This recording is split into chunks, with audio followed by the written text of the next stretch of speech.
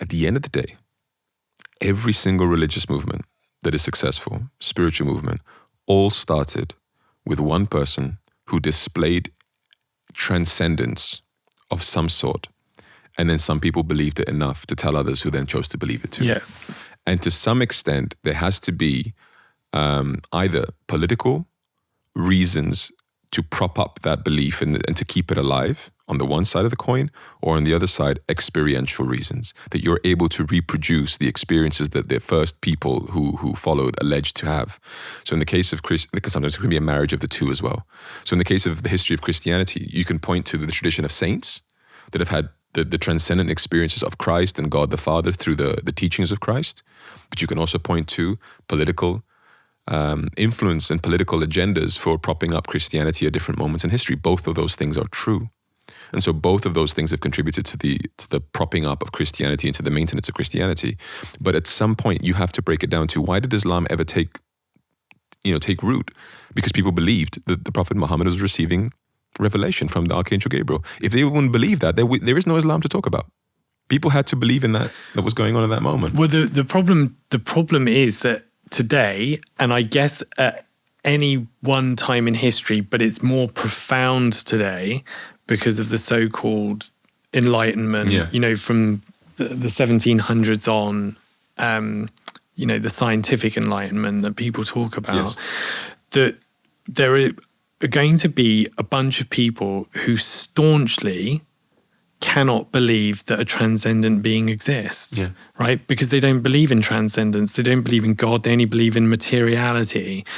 And that's the problem, is that a group of people who themselves have an inherent bias, although they'll say a very well-informed bias, because there's no tangible scientifically verifiable evidence of what you're saying, then just look at anything that claims transcendence has to be wrong. Yes. There's no discussion or debate. It's not like, let me test Paramahamsa Vishwananda, your claims, or even adherent of Paramahamsa Vishwananda, that you've experienced that. Let me test it. It's like, I must disregard it, because also one thing I've noticed is when you talk to very skeptical people who are highly atheistic and just like, this is not possible.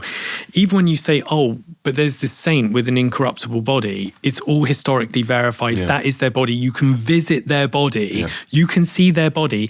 They will find a way to explain that away. Yeah. Yeah. And it's funny. It's almost like they're in their own cult.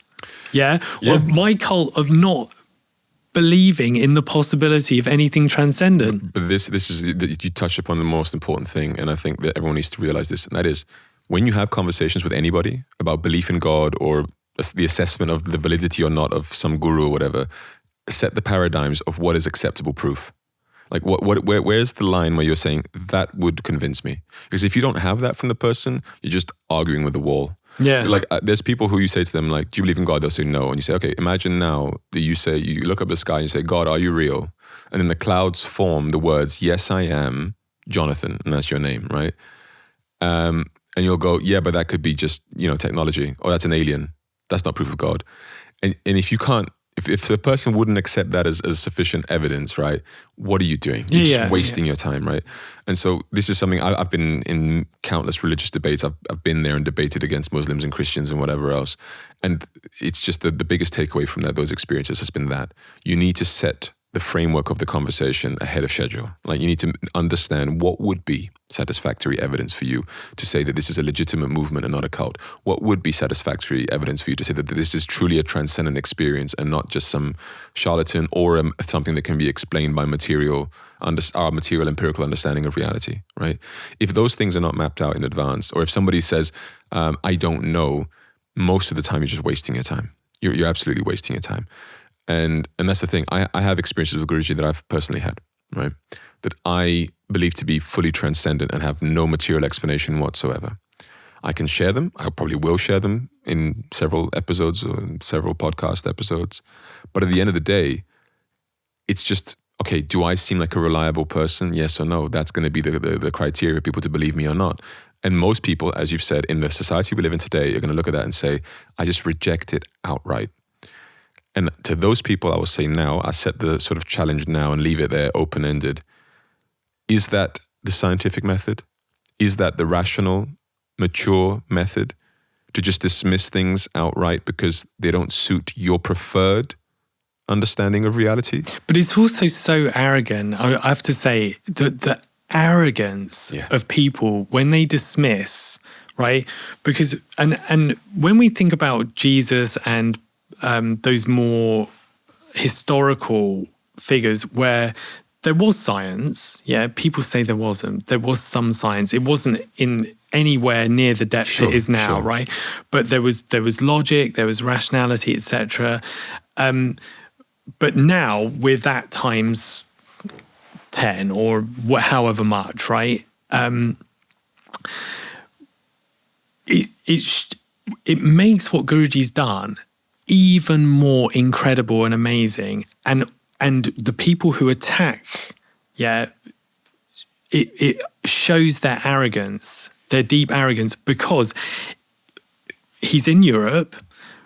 Most of the adherents have a level of education where they would at least question things. They understand. They've been taught scientific principles in school.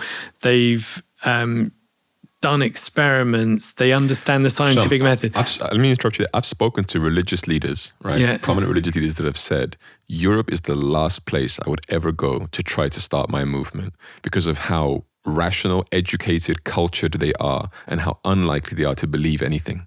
There you go. And some of the most atheistic societies are in Europe for that reason, because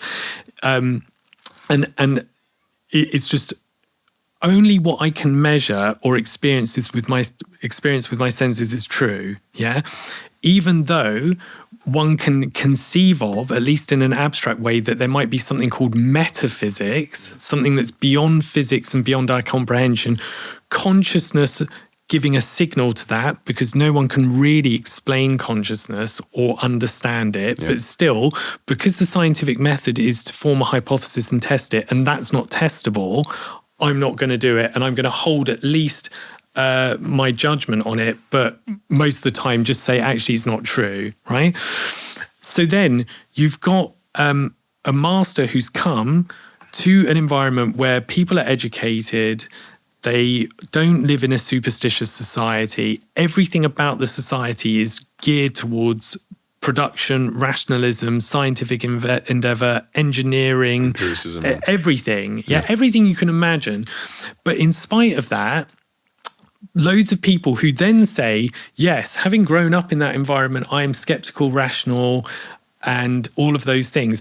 When I encountered Paramahamsa Vishwananda, something beyond happened, or I experienced something that I've never experienced that I can't explain to you because it is not of the senses.